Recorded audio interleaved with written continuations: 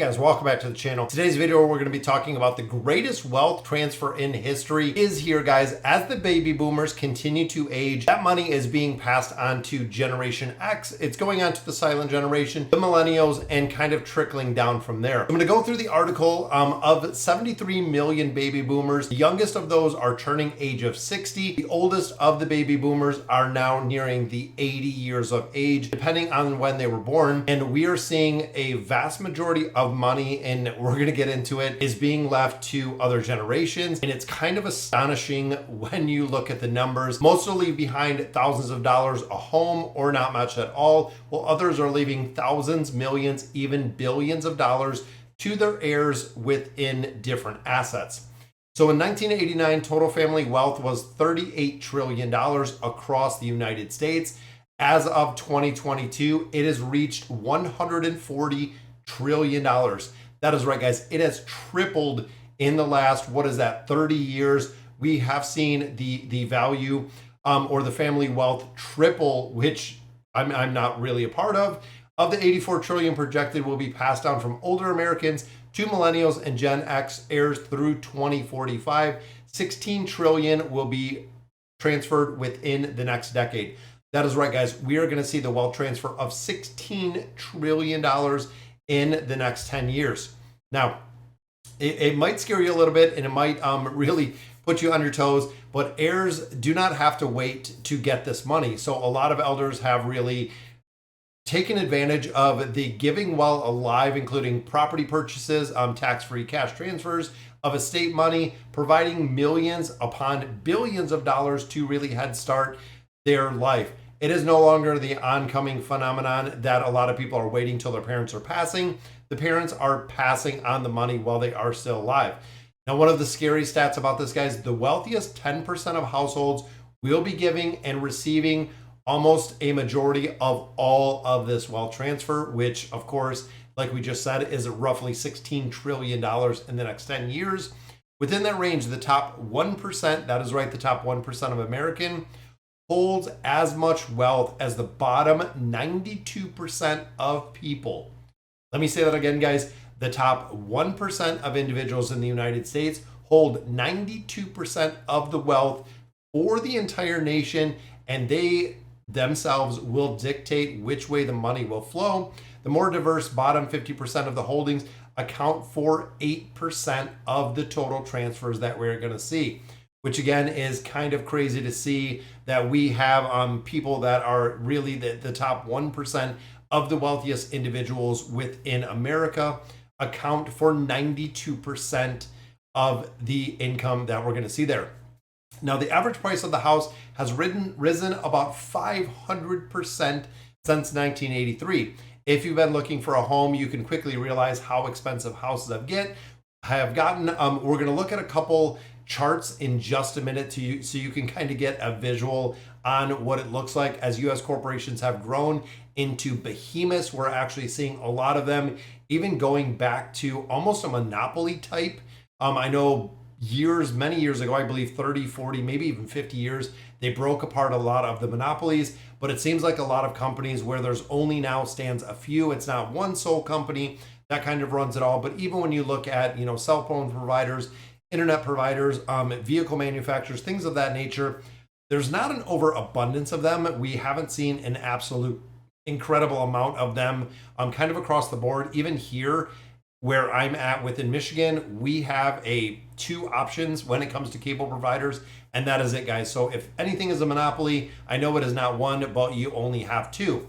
Now within this, the wealth transfer in its full scope, like any financial phenomenon, will have many nuances. A patchwork of lower wage earners will be able to move off of the parents' paid in full house, dropping it into a hot housing market.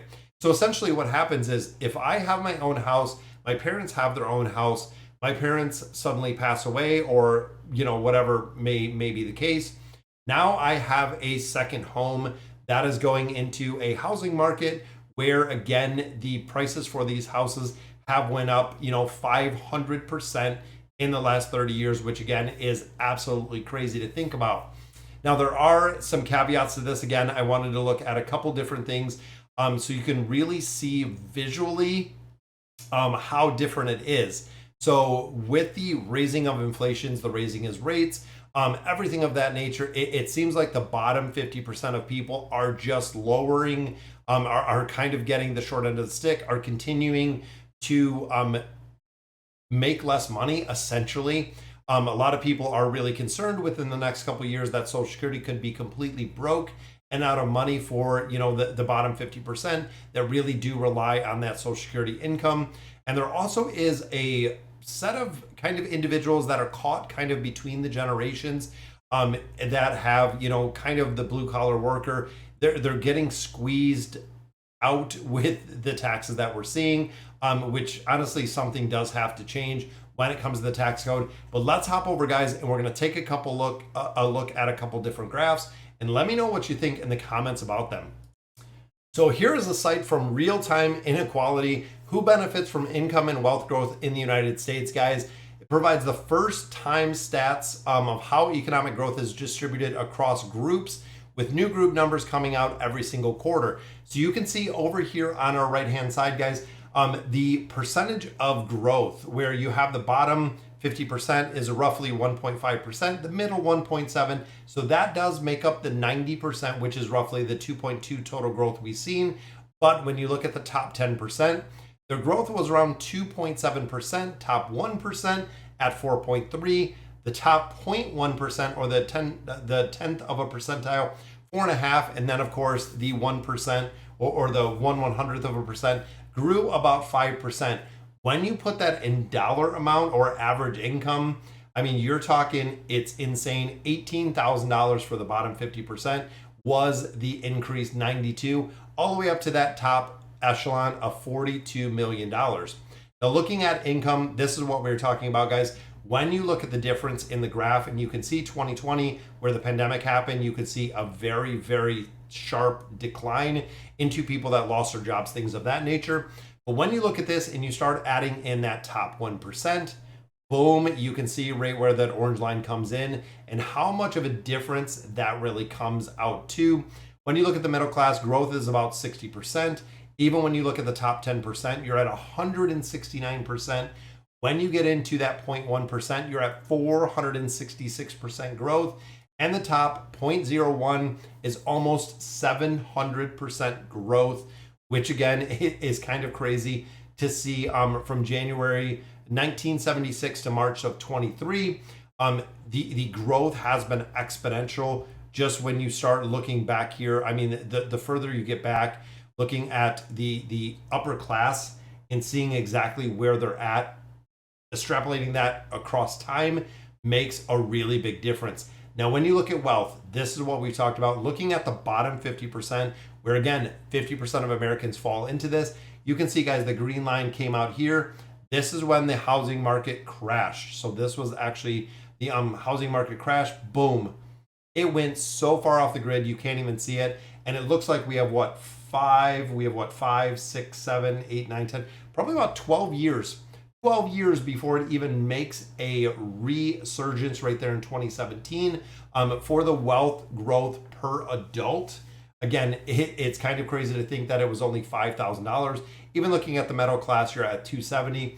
But again, when you start adding in that 1%, when you start adding in the 0.1, and then of course the 0.01, you can see just how far down the graph this is, guys. When you look again from 1976 to today, when they kind of got the data, growth is around 1,652% growth overall, which again really makes up that top 10%. These last four columns to make up the 10% of the wealthiest individuals in America. There's a huge disparity between that. And then of course the labor income. Again, you're going to see the exact same thing. When you start adding in that top 10%, you can see it just stacks right on top, guys, and that top 1%. So roughly we've seen, for a majority of people, we've seen about a 40% increase. You're looking at 140% in the top quartile, top 10%, seeing about 185% growth increase, and then almost a 340% labor income per working age adult.